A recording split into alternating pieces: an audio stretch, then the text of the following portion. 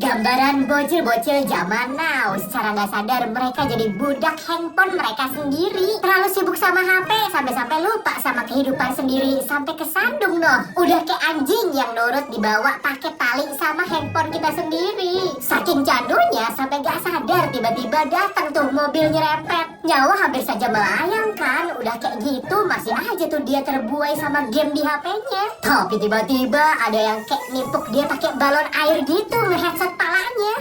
Aku sedih nih guys ngeliat ini. Ternyata selama ini yang nonton aku masih banyak yang belum subscribe. Yuk yang belum di subscribe ya. Ternyata itu dari temen-temennya yang ngajak main air, tapi handphonenya selalu saja menggodanya. Untung temen-temennya ini selalu berusaha buat nyadarin dia, sampai akhirnya ditinggalin juga tuh handphonenya. Kalau kalian lebih seneng main handphone atau main sama temen di luar, ayo ngaku di komen ya. Temen kalian di kelas ada yang kayak gini nggak? Guru lagi ngajar, dia malah ngebuat muka jelek, jadi harus nahan bengek kan. Habis itu jadi bales-balesan bikin muka jelek kan. Tapi pas gurunya noleh, langsung sikap sempurna, sok-sokan serius, jadi nggak ketahuan dah. Pas gurunya balik ke papan lagi, mereka pun lanjut. Tapi ini dia niat bet sampai nge-cosplay jadi gurunya kalau di luar. Nangis banget, tapi aduh aku masih sedih nih guys ngeliat ini. Ternyata selama ini yang nonton aku masih banyak yang belum subscribe. Yuk yang belum di subscribe ya. Plak, dijitak palanya, dia ketahuan dong. Tapi pas ngeliat bocil satunya, dia udah mode sok bijak dong.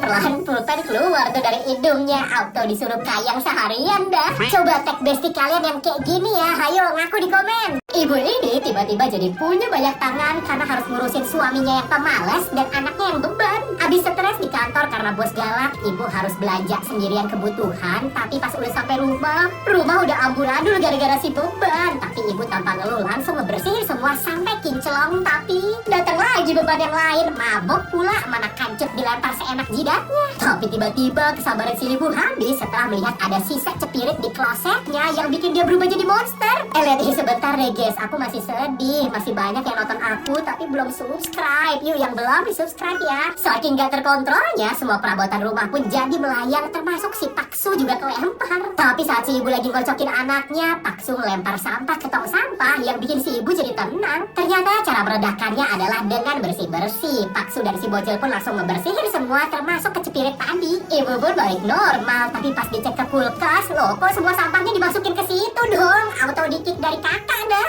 Apapun yang dibikinin bocil ini bisa kelihatan sama orang lain. Waduh, gimana tuh kalau si bocil mikirin jorok? Udah mana si bocil yang bernama Arif ini lagi suka lagi sama cewek sekelasnya sampai diketawain tuh sama temennya. Arif pun malu, tapi dia tetap ngarep aja tuh pas ngeliat si cewek, bahkan sampai udah kepikiran jorok gini. Dan pas di kelas si bocil nggak bisa berhenti tuh buat mikirin si cewek. Tiba-tiba ada pikiran dia numpang lewat dari jendela kelasnya. Yang ditonton oleh semua orang di kelas, haluan dia yang mau kawin sama cewek itu sampai punya anak. Hah? 7 pula anaknya, bercocok tanam terus. Langsung diajak satu kelas dah. Arif yang malu banget pun jadi ngelupain semuanya. Tapi tiba-tiba kok ini ada yang nyolek pikiran orang. Tapi lihat ini sebentar deh guys, masih bikin aku sedih nih. Ternyata masih banyak yang nonton aku tapi belum subscribe. Yuk yang belum di subscribe ya. Lah ada komuknya. Dan ternyata dia juga lagi dipikirin orang lain, yaitu sama cewek yang disukainya. Ternyata si cewek diem-diem juga suka sama Arif, tapi dia malu ngungkapinnya.